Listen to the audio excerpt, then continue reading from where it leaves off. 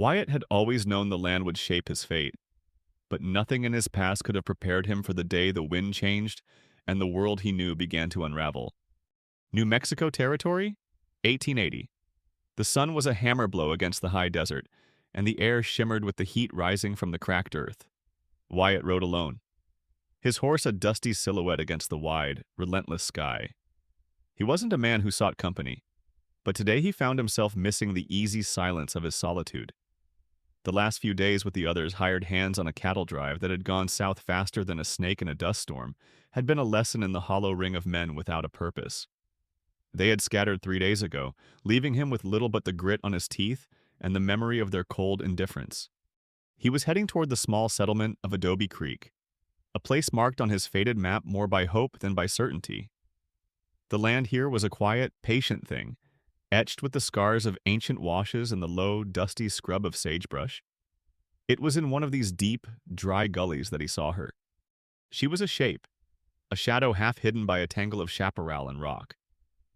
For a moment, he thought it was just a strange, sun-bleached branch. But then he saw the movement a slow, painful crawl. Her dress, once a pale blue, was now caked with the red dust of the earth. Torn at the waist and shoulder, her hair was a tangled mess, and her face, when he could make it out, was the color of bone. He pulled his horse to a halt. His first instinct, the one honed by years of surviving a harsh land, was to ride on. It was not his fight, but as he sat there, watching her struggle, something in the silence was different. She wasn't crying out, she wasn't asking for help. She was just enduring, one painful handhold after another, as if the will to live was all that held her together. This wasn't a plea for charity, it was a desperate, quiet fight for survival. That was a language he understood. He swung his long legs over the side of the saddle, his boots hitting the hard ground with a soft thud. The sound was enough to make her stop and turn her head, her eyes meeting his. They were the color of the bruised sky at dusk, and they were filled with a profound, terrifying emptiness. He walked toward her, his movements slow and unthreatening. He knelt down, keeping a respectful distance. "You've been shot," he said, his voice low and steady, stating the fact without judgment. He could see the stain of blood on her side, a dark, spreading bloom against the pale fabric. She didn't answer, just looked at him, her gaze unwavering. It was then that he saw the frantic, desperate hope in them. He opened his canteen, its cool, metallic taste a promise of life. He held it to her lips, and she drank in small, trembling sips. "Elara," she whispered, her voice a dry rasp, barely audible. "My name is Elara." He nodded, his eyes scanning the open land around them. There was no one else. "How long have you been out here?" he asked. Not expecting an answer, but she surprised him. "2 days," she said. Her hand, which she had been holding against her side, finally fell away. He saw the wound clearly now, a deep, messy tear where the bullet had exited. He took out a clean kerchief from his saddlebag and pressed it to the wound, causing her to hiss in a sharp intake of breath.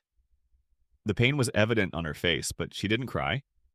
"My children," she said, the words a raw, broken plea. Wyatt froze. He hadn't seen any children, hadn't thought there were any. "They took them," she whispered, her eyes filling with a fierce, watery resolve. "They took Finn and Lily." The names were like a brand on the quiet air. "They left me for dead." The truth of it settled over him like the dust on the wind. It was not just a woman and her wound. It was a mother and a hollow, aching loss. He looked down at her, her face a mask of exhaustion and despair. His old instincts told him to get up, to ride away from the trouble. It was a cruel land, and a man who helped strangers often found himself with more burdens than he could carry. But as he looked into her eyes, he saw not a stranger, but a reflection of a memory he had carried for years, the image of his own mother, waiting, day after day, for someone who never returned. He couldn't ride away. Not this time. The memory, sharp as a new spur, was of his mother. Her face drawn, her knuckles white on the windowsill as she watched the road. She had waited for his father, a man who had ridden off on a promise and never came back. It was a kind of dying he'd never forgotten, a hope that withered over years into a quiet ache. This woman, Elara, had that same dying hope in her eyes. But it was not for a lost man, it was for her children. And that was a fire he could not turn his back on. "I need to get you to cover," he said, his voice firm. "We'll find them." It was a promise he hadn't planned on making, a commitment that went against every grain of his solitary life. He gently lifted her into his arms. She was lighter than he expected, her body a fragile thing of bone and will. Her skin felt like sun-baked parchment. As he held her, he felt a small, hard object clutched in her hand. He didn't try to pry it away.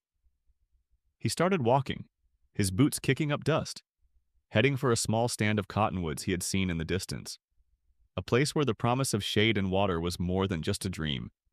He laid her down gently in the cool shadow of the trees, the dry earth a soft bed beneath her. He found a small, cool stream nearby and soaked a piece of cloth to clean the wound. His hands rough but sure. The bullet had gone clean through, but the wound was a mess of torn flesh and dried blood. He worked quietly, his concentration absolute, as he cleaned the wound. She began to stir, her body trembling with a fever that had taken hold. She murmured in her sleep, a name on her lips. Jasper. The name was a low hiss.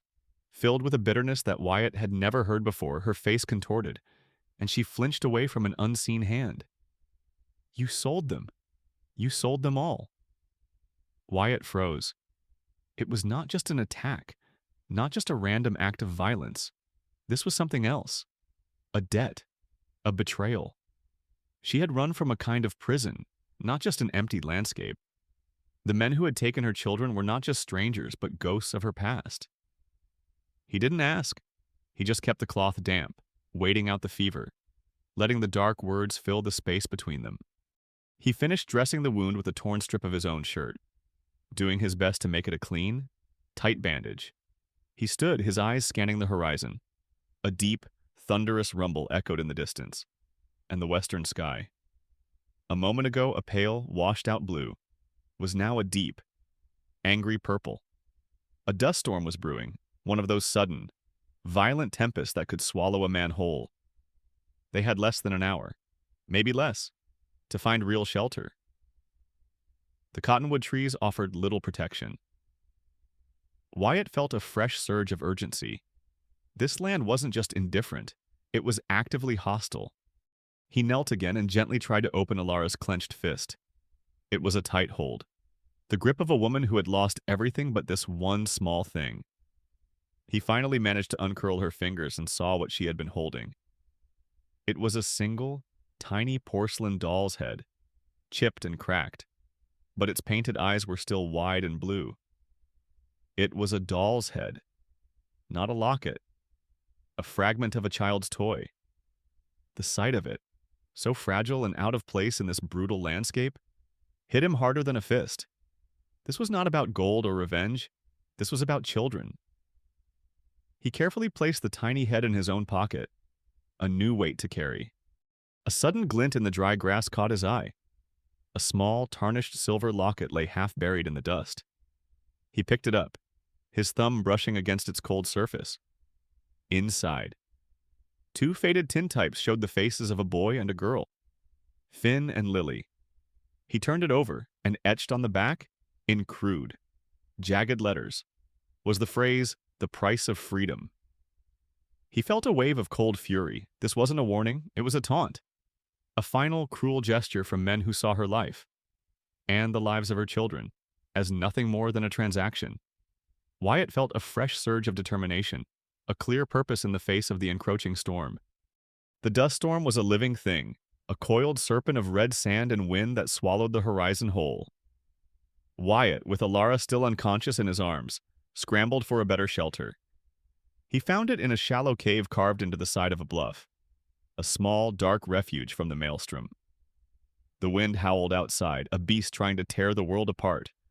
But inside, they were in a pocket of unnatural silence.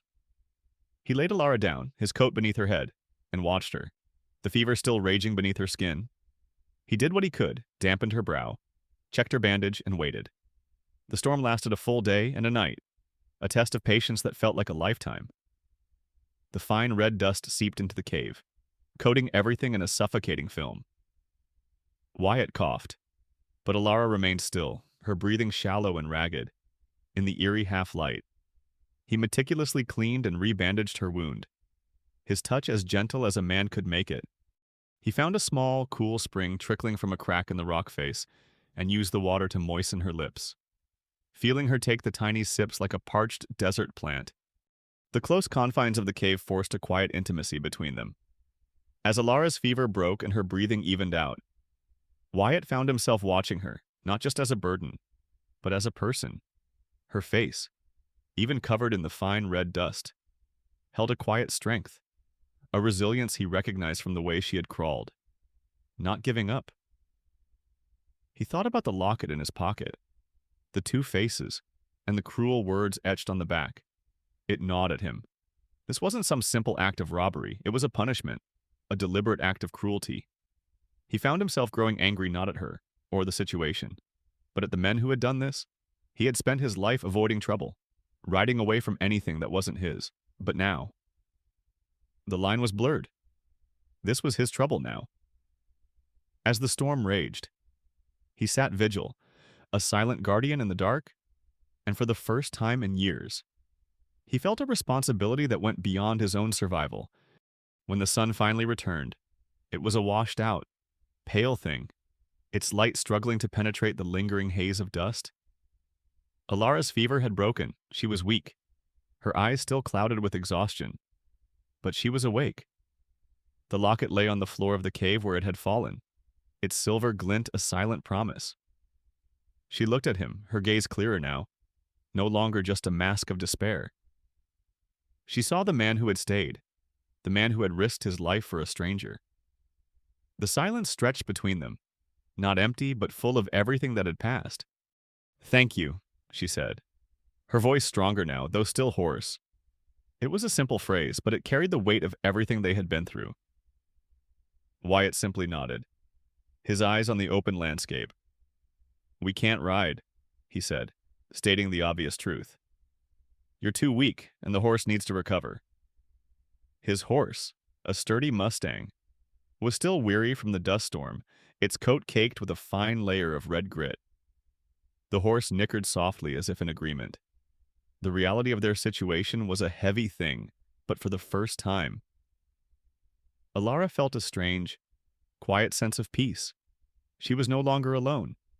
They found a deserted trapper's camp a few miles away, a desolate spot with nothing but a broken-down cart and a few discarded tools. It was a miserable sight, but to Wyatt, it was an answer to a prayer. He spent the better part of a day and a night making repairs, his hands working with the practiced ease of a man who understood how to fix things. He reinforced the rickety frame, replaced a broken wheel with one from the trapper's spare parts, and rigged a makeshift canvas cover to shield Elara from the sun. The cart was clumsy and slow, but it was their only chance. Elara watched him, a man of quiet competence, and felt the first flicker of hope she had known in months. She didn't know his past. His name was all she had, but his actions spoke a louder language than any words. Their journey became a slow, plodding dance with the land. Wyatt walked beside the cart, guiding the horse, his stride long and steady. Elara lay inside, her body aching with every bump and jolt. There was little conversation at first, only the creak of the cart and the soft thud of Wyatt's boots on the earth. She watched him, a man of few words but tireless action. He would find water, hunt a rabbit for a meal, and silently share the best portions with her. It was in these small gestures that trust began to grow, not in grand declarations, but in the quiet, undeniable language of care. She noticed the way he checked the horizon, the constant, low-level vigilance in his eyes. He was always on alert, a lone wolf with a sense of the hunt, but his actions toward her were gentle. One evening, as the stars began to pinprick the darkening sky, Elara broke the silence. "The men who shot me," she began, her voice a low murmur. "They were his men, my husband's." She didn't look at Wyatt, her eyes fixed on the distant horizon. "His name was Jasper, a man of many appetites. He married me for the land, my family's land. And when that dried up, when the gold was gone. He turned to other things. She paused, a shiver running through her frame. Gambling, whiskey, and then selling. She finally looked at Wyatt, and the despair in her eyes was a raw, visceral thing. He sold the only thing of value I had left, my children. Wyatt didn't react with shock or pity. He just listened. His expression unchanged. He pulled a stick from the fire and stirred the embers, watching the sparks dance and die. My mother waited for my father to come home, he said, his voice quiet, almost lost in the vastness of the desert night. He was a prospector, went looking for gold in the Black Hills, promised he'd come back with a fortune. She waited for 10 years, every day. She'd sit by the window, watching the road, convinced he'd ride back in. When she died, she was still waiting. He looked up at Elara, his eyes meeting hers. Her hope was a slow, agonizing death. It killed her long before the illness did. What they took from you. They didn't just take your children. They tried to take your hope, your will to fight. Elara's gaze softened. He wasn't just a stranger helping her. He was a man who understood the kind of pain that a person carried in their bones. He had known her pain before she even spoke a word. The air between them, once thin and filled with unspoken burdens, was now thick with a shared understanding. The weight in her chest, the years of silent suffering, began to ease. Just a little. She reached into her pocket and pulled out the small, cracked doll's head. Lily's, she said, her voice a whisper. He gave it to her right before. It was a cheap toy, but she loved it. The slow journey continued. Elara's strength returned with each passing day. She began to help Wyatt with small tasks, gathering firewood or mending his worn shirt. Her gratitude was a quiet, steady flame. He found himself thinking less about the lonely trail ahead and more about the small, fragile family they had become: a broken woman, a desolate man, and 2 lost children whose faces he had only seen in a locket. They finally reached a trading post, a rough collection of log cabins and a saloon clinging to the side of a dusty road. Wyatt knew a man here, an old acquaintance named Silas, who ran the place. He was a man with connections, a man who knew the trails and the shady characters who rode them. Wyatt left Elara in a quiet corner of the saloon with a cup of hot broth and a promise to return. He found Silas in the back room, a grizzled man with a face like a dried apple. They exchanged a few curt pleasantries, and Wyatt laid out his need. He described the men not by name, but by their worn coats and the way they rode. He described the locket. Silas listened, his eyes narrowed, and then he scratched his chin. Seen men like that, he grumbled. Hard men, the kind that don't leave a trail, but leave a mark. He pulled out a worn notebook and flipped through the pages. A few days ago, saw a group like that pass through. They had a young boy and a girl with them, not their own. Looked like they were heading east. The boy, he was quiet. But the girl, she had the eyes of a fox. The words hit Wyatt like a thunderclap. They were alive. They were still moving. He paid Silas with a handful of coins and walked back to Elara, the weight of the locket in his pocket now feeling like a compass. The trail wasn't cold. It was heading east. He looked at Elara, her face pale but her eyes resolute. He had a name for the men, a direction, and a reason to keep moving. The fight had just begun. The air in the saloon was thick with the scent of whiskey, stale beer, and the low hum of desperation. Elara sat on a rough-hewn bench, clutching her cup of broth, the warmth of it a small comfort against the cold dread in her stomach. Wyatt's words echoed in her mind. The boy, he was quiet. But the girl, she had the eyes of a fox. The description of Lily felt like a jolt of electricity, a confirmation that they were not just names on a locket, but real, breathing children, so close she could almost feel their warmth. When Wyatt returned, his face grim, the small hope she had clung to blossomed into a fierce, burning resolve. She had almost lost herself to the dark despair of the desert, but now, a new purpose ignited a fire in her belly. Headed east, Wyatt said, his voice low. A promise in the quiet of the saloon? Silas says they're with a group of men who came through a few days ago. Elara didn't need to ask for details. The look in his eyes was enough. They had a trail, a direction, and a chance. She pushed herself to her feet, her body protesting with a sharp, searing pain from her wound. She had to move. Now. She could not wait another minute. She was a mother on a mission, a force of nature that pain could not deter. The next morning, the sun rose over a landscape that felt different. The quiet despair was gone, replaced by a tense, focused urgency. Wyatt had traded his horse for a second, less worn Mustang from Silas, a sturdy but stubborn beast with a coat the color of dried mud. They also acquired basic supplies: dried meat, water skins, and a few more bandages. Elara's wound was still tender, the skin around it a patchwork of angry red and healing pink. The thought of riding a horse was a physical agony, a fresh wave of nausea that threatened to overwhelm her.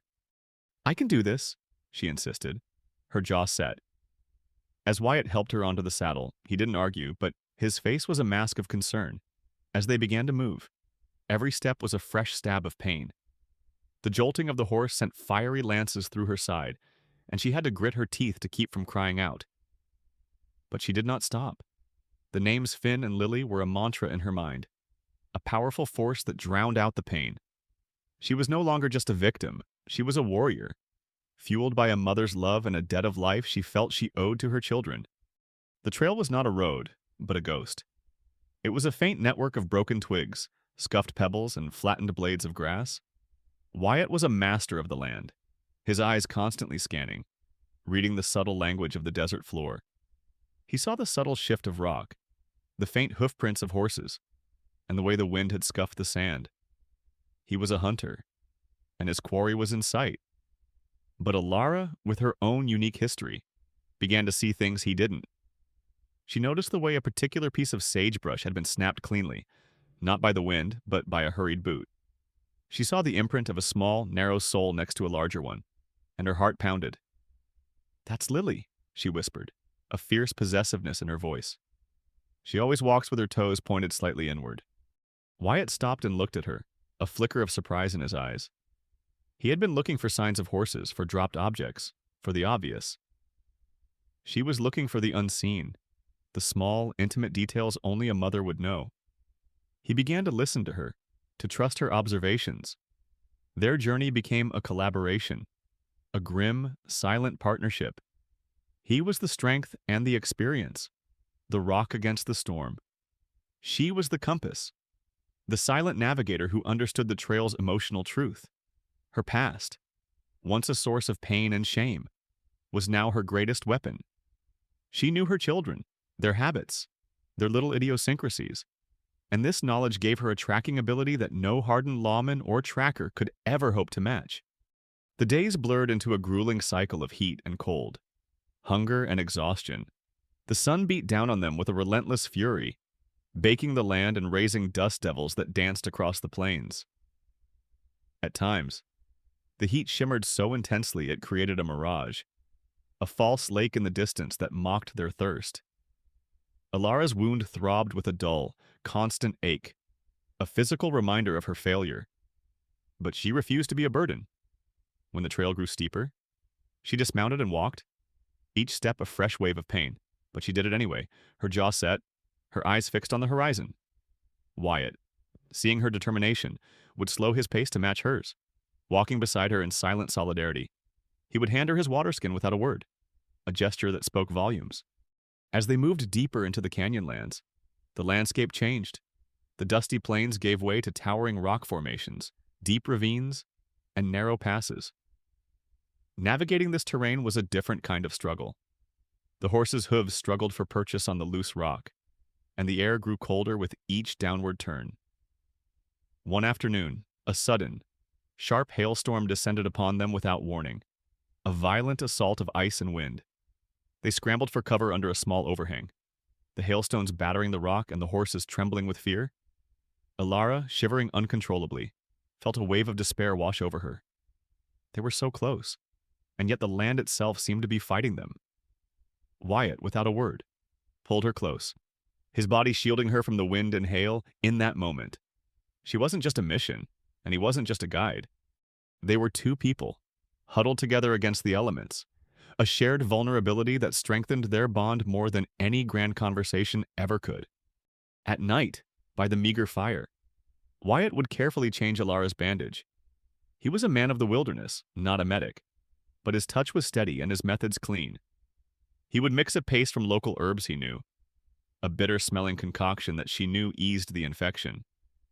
He never spoke much during these moments, but his silence was a kind of comfort, a quiet promise that he was with her, in this brutal land, until the very end. The ritual was a quiet affirmation of their bond.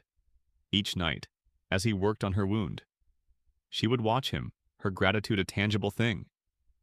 She saw the lines of exhaustion on his face, the way his hands, so rough and calloused, could be so gentle. "How did you know to do all this?" she asked one night. Her voice barely a whisper. He looked at the fire, a distant look in his eyes. "My mother," he said. "She was a healer, taught me what she knew. How to find water where there isn't any. How to patch a wound, how to read the clouds. She always said the land gives you what you need, if you know how to look for it." Elara smiled, a faint, tired expression that reached her eyes. The man who had once been a stranger was now a vessel for a shared history, a quiet echo of the mother he had lost and the children she was fighting for. Their bond grew, forged in shared hardship and the relentless pursuit of a single goal. The trail twisted through a canyon, a maze of towering rock faces and deep, shadowed crevices. The air grew colder, the wind biting and sharp. It was in one of these dark, unforgiving passes that they found it. A makeshift camp, abandoned in a hurry. The embers of a fire were still warm. Wyatt pulled his gun, his eyes scanning the surrounding rocks. The men were gone, but they had been here, and recently. Elara's eyes, however, were on the ground. Next to the cold ashes of the fire lay a small, discarded rag. It was a piece of calico, a faded red with a tiny white flower print. Elara's breath hitched. She picked it up, her fingers trembling. "Finn's shirt," she whispered. Her voice choked with emotion. "I mended this for him last month." It was not just a piece of cloth. It was a tangible link to her son, a direct confirmation that he was alive and had been here. Her hope, which had been a quiet, steady flame, now roared into a bonfire. Wyatt looked at the ground near the rock where a small, carved wooden horse lay half buried. He picked it up. It was crudely made, the kind a child would whittle with a pocket knife. He looked at the horse, then at Elara. "They were in a hurry," he said, his voice flat. "They left this, and there's a fresh trail heading down to the river." He knew they were dangerously close. A reckless hope surged through him. He could almost taste the fear of the men, the way they had dropped everything to flee. They had a reason to be afraid, and he was the reason. The hunt was on. The small wooden horse lay heavy in Wyatt's calloused palm, a crude but powerful symbol of a child's presence. He looked from the toy to the faint trail leading down the canyon. The desperation of the men was a palpable thing, a scent on the wind. They were close, dangerously close. A new kind of energy surged through them both.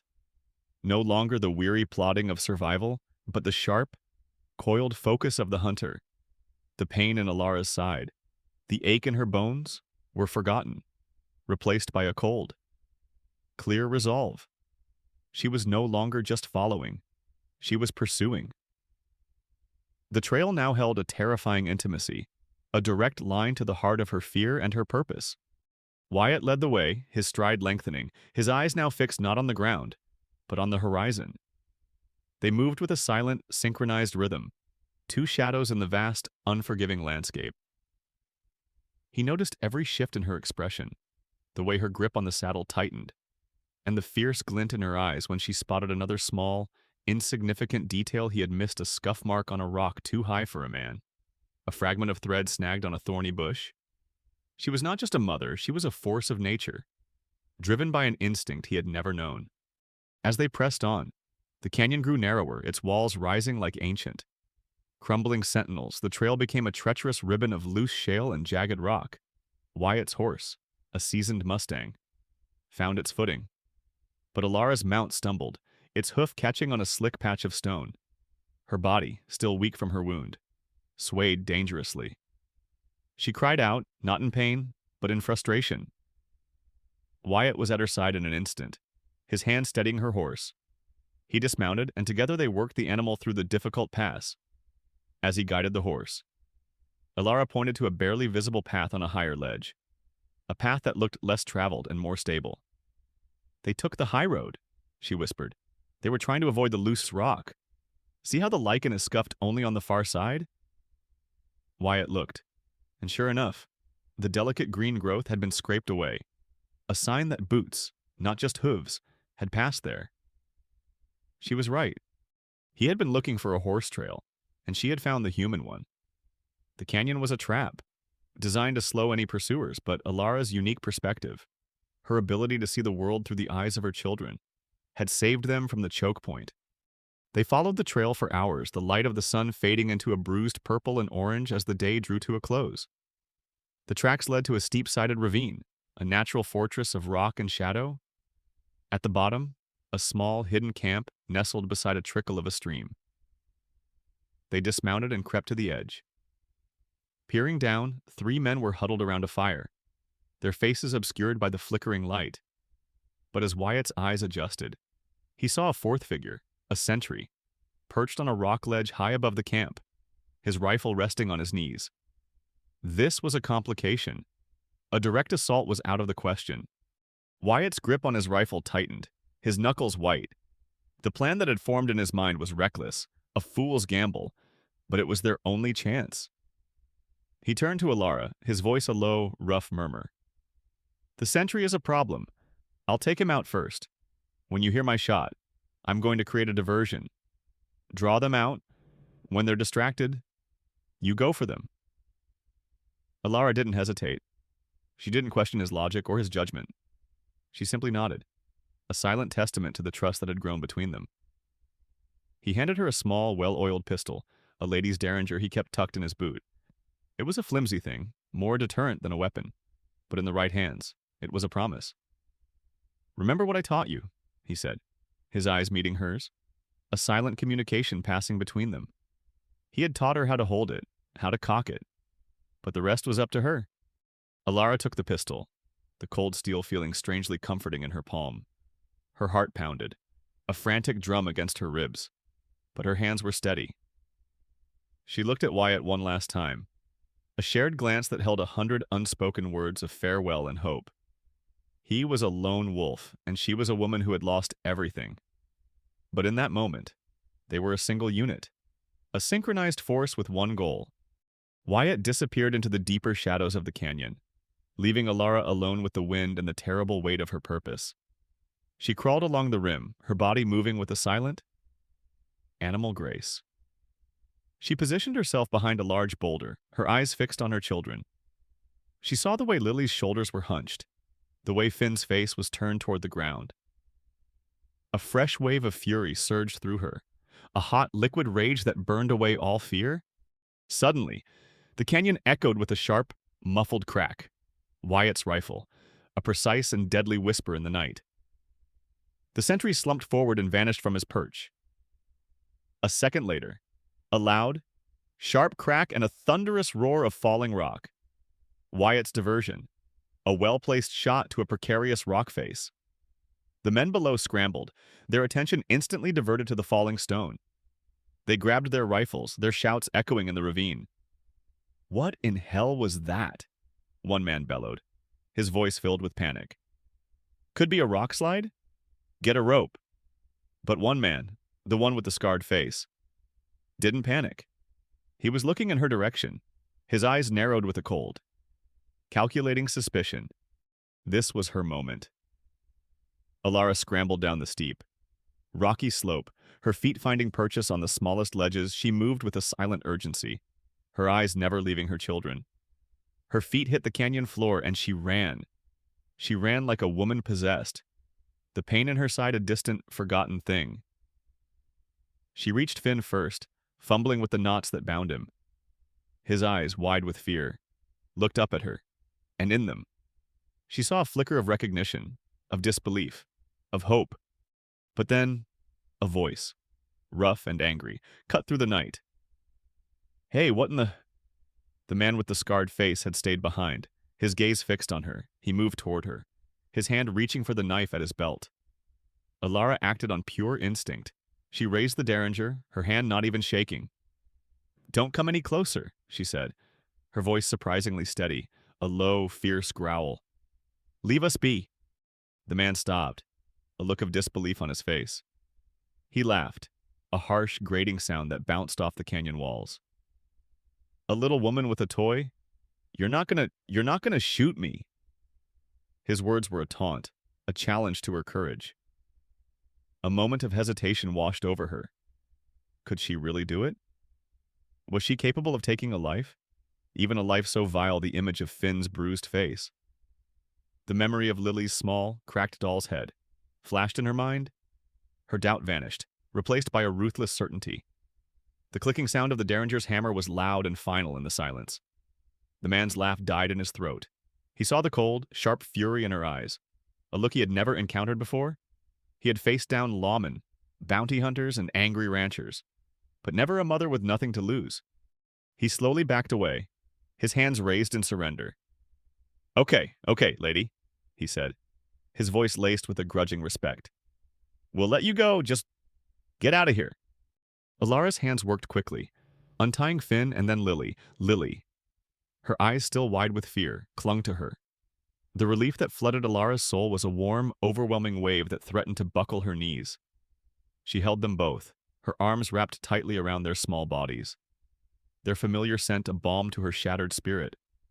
The promise in the locket, the hope that had sustained her, was now a beautiful, breathing reality. But as they started to move, a new voice cut through the air, colder and more menacing than the first. "Not so fast, boy. You've got no business here." It was the largest of the men, the one who looked like a mountain of muscle and grime. He had returned.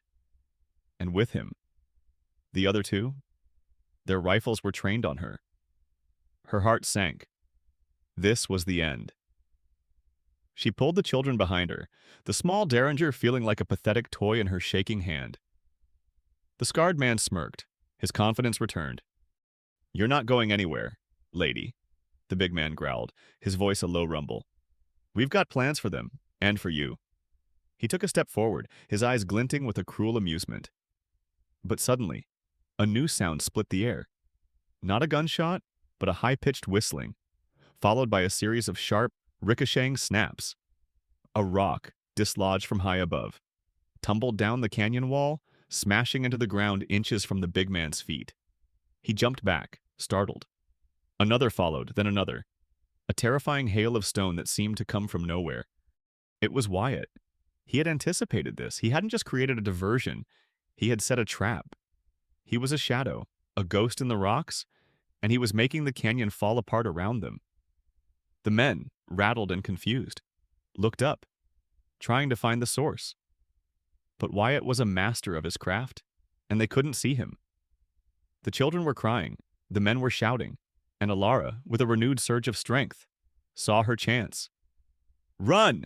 she screamed, and she pushed the children ahead of her, scrambling away from the chaos. She didn't look back. She didn't have to. She knew Wyatt had them covered. He was the thunder, the force of nature that was tearing their world apart. They scrambled back up the steep slope and met Wyatt at the top. He had his rifle pointed at the canyon floor, his eyes vigilant, but his gaze softened when he saw her. He had 1,000 questions, but he asked none of them. He just looked at her, then at the two children she clutched so tightly, a silent acknowledgement of her courage. The three of them stood there in the growing darkness, a small, fragile family unit forged in fire and dust. The world was still a brutal, unforgiving place. They had their freedom. But now, a new question loomed. A cold, empty void in the heart of their triumph. Where do we go now? The hunt was over, but the journey had just begun. The silence that followed the chaos was a heavy blanket, a new, unfamiliar weight after the thunderous roar of falling rock and the desperate shouts of the men. Elara, with her children clutched tightly in her arms, stumbled away from the rim of the canyon, leaving the hunt behind them. The adrenaline that had fueled her for days, that had burned away her pain and fear, now receded, leaving her body a trembling, hollow shell, Finn and Lily, once so quiet and still, were now sobbing, their small bodies shaking with a mixture of terror and relief. She held them, rocking back and forth, the scent of their hair and the feel of their skin a balm to her shattered nerves. It was a moment of pure, unadulterated reunion, a silent promise that the nightmare was over. Wyatt stood over them, his rifle lowered, his eyes scanning the horizon. A silent protector. He didn't interrupt the moment, understanding that this fragile piece of peace was more important than anything. Their journey away from the canyon was a world away from their pursuit. They moved slowly, the horses exhausted, their own bodies heavy with fatigue. The night was cold, the stars a brilliant, uncaring display in the inky black sky. They spoke little, each lost in their own thoughts. Elara found herself unable to let go of the children. Finn rode with her, his small hand gripping the fabric of her shirt, while Lily was nestled in Wyatt's saddle, her head resting against his chest, her sobs finally subsiding into the exhausted sleep of a child who had endured too much. Wyatt's touch was gentle, his movements a quiet reassurance. He was a man of the wilderness, forged in solitude, but with those two small lives in his care, a new, softer side of him was revealed. He was no longer just a tracker, a hunter. He was a guardian. The sun rose on a new day, and with it, a new question: where did they go the past? Their old lives felt like a distant, unreachable memory. Their home, their land, their identity as a family had been stripped away. They were nomads, refugees in a vast and dangerous land. It was Elara who spoke first, her voice raspy from disuse. "Whispering Pines," she said, her eyes fixed on the distant hills. "My mother had family there. It's a small town, quiet. No one would look for us there." Wyatt didn't question her. He simply nodded. A silent agreement to this new destination. The name itself, Whispering Pines, felt like a promise of peace, a gentle, welcoming sound in a world of sharp edges and loud violence. The journey to Whispering Pines was a slow, deliberate trudge through a changing landscape. The brutal, sun-scorched plains of the desert gave way to rolling hills covered in a low, green brush. The air, once thick with dust, grew cleaner, carrying the scent of pine and rich soil. It was in this new, gentler terrain that the first signs of healing began to appear. Finn, who had been silent for days, began to ask questions about the birds they saw, the different types of cactus. He would point and whisper, his curiosity slowly pushing back against his fear.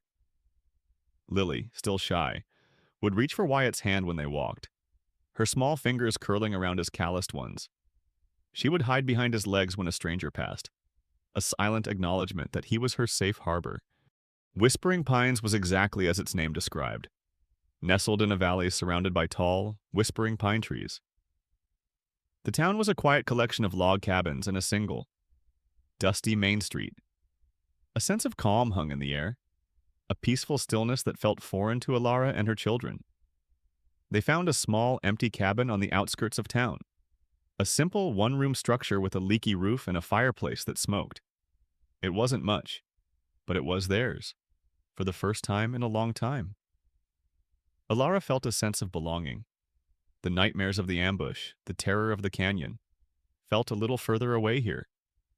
A dark memory kept at bay by the quiet rhythm of the town and the gentle sigh of the wind through the pines. Alara's first act in their new home was not to clean or to cook, but to find a needle and thread. She had always been a talented seamstress, a skill passed down from her grandmother. In the heart of her fear and despair, it was a piece of her old life she had clung to. She found work in the town, mending clothes for the local miners and ranchers, her fingers moving with a practiced, steady rhythm. The work was simple, but it was a lifeline. It was a way to rebuild, to create something new from the broken pieces of their lives. She would sit by the window, the sun on her face, her needle flashing in the light, and a small peace would settle over her. She was not just a victim anymore, she was a provider. She was strong. The children, too, began to heal. Finn, in particular, was drawn to Wyatt. He would watch the man for hours, a quiet, observant figure. Wyatt, for his part, seemed to have an innate understanding of the boy's silent needs. He found a piece of smooth, discarded pine and a small, sharp knife. He began to carve, his rough hands moving with a surprising delicacy. Finn would sit beside him, his eyes wide with fascination.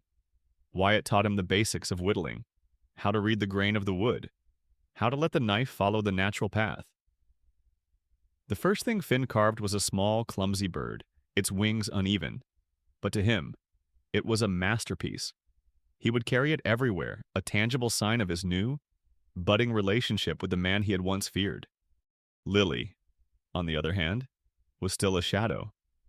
She clung to Elara, her little hand never leaving her mother's skirt. Wyatt never forced her to interact. He simply existed as a constant. Gentle presence. He would bring her wildflowers he found in the hills, placing them silently in her small, outstretched hand. He would tell her stories in a low, rumbling voice. Stories of the animals he had seen, of the mountains and the rivers. He never looked for a response, just a silent acknowledgement. One evening, as the sun set in a blaze of gold and red, Lily, without a word, walked over to him and leaned her head against his leg. It was a small gesture, but to Wyatt, it was a victory more profound than any battle. She had chosen him. He was a father now, not just to Finn, but to her as well. Their new life was a mosaic of small, quiet moments. The scent of pine and wood smoke in the air, the sound of Elara's sewing machine, the quiet tapping of a carving knife against a piece of wood, the gentle, silent laughter of children who were learning to trust again. The physical scars were still there, the angry red line on Elara's side. The bruises on Finn's arms, but the emotional wounds were slowly, surely beginning to heal. They were a family forged not by blood, but by fire and shared hardship. They were a strange, unconventional unit in a quiet, unassuming town, but they were a family nonetheless. Elara would sometimes sit by the window late at night, a cup of tea in her hands, and watch Wyatt with the children. He was not the man she had met in the desert, a lone wolf with a grim purpose. He was a father, a protector, a man who had found his purpose in two small, broken lives. She looked at her children, their faces finally peaceful in their sleep, and a quiet realization settled in her heart. She could not go back. The old life, the old family, was gone, replaced by something new and infinitely stronger. This man, these children, this quiet sanctuary in the heart of the pines, was her new life. Her purpose was no longer to find her family. It was to protect and build the one she had found. The hunt was over, but the journey, the beautiful, quiet journey of rebuilding, had truly just begun. Elara's life, once a brutal dance of survival in a sun-scorched land, had settled into the quiet, steady rhythm of whispering pines. The years had passed like the gentle, turning seasons, each one adding a new layer of resilience to their small, unconventional family. The leaky cabin had been patched and expanded, the smoky fireplace replaced with a sturdy hearth that cast a warm, welcoming glow. The physical scars on their bodies had faded, becoming pale, silvery lines, but the emotional wounds had healed completely, replaced by a deep and unwavering sense of peace. The past was no longer a ghost that haunted their days, but a memory, a testament to the strength that had brought them to this quiet sanctuary. Finn and Lily were no longer the silent, fearful children of the canyon. They were teenagers now, tall and lanky, with a quiet confidence that was as deep as the pine forest that surrounded them. Finn, with Wyatt's patient guidance, had grown into a skilled woodcarver, his hands, once shaky with fear, now moving with a confident, artistic grace. His carvings were sought after in town, small, intricate animals and delicate birds that seemed to hold a piece of the wilderness in their wooden forms. He was a boy of few words, but his art spoke for him, a quiet, powerful language of hope and beauty. He had Wyatt's quiet strength and his mother's observant eyes, a perfect blend of the two people who had given him a new life. Lily, on the other hand, was a force of nature. She had shed her shyness like a skin, her laughter now a frequent, melodic sound that echoed through the cabin and the general store. She was smart and resourceful, helping her mother with the store's ledgers and bartering with the traveling merchants. She still had that fierce possessiveness she had shown in the canyon, a protective instinct that she now directed towards her family and the small community they had built. She was her mother's daughter, a warrior in a dress, her spirit unbreakable. She still loved Wyatt with an unwavering loyalty, and his easy, gentle presence was a constant in her life, a foundation on which she had built her confidence and her future. The general store was Elara's domain, a hub of activity and conversation in the heart of Whispering Pines.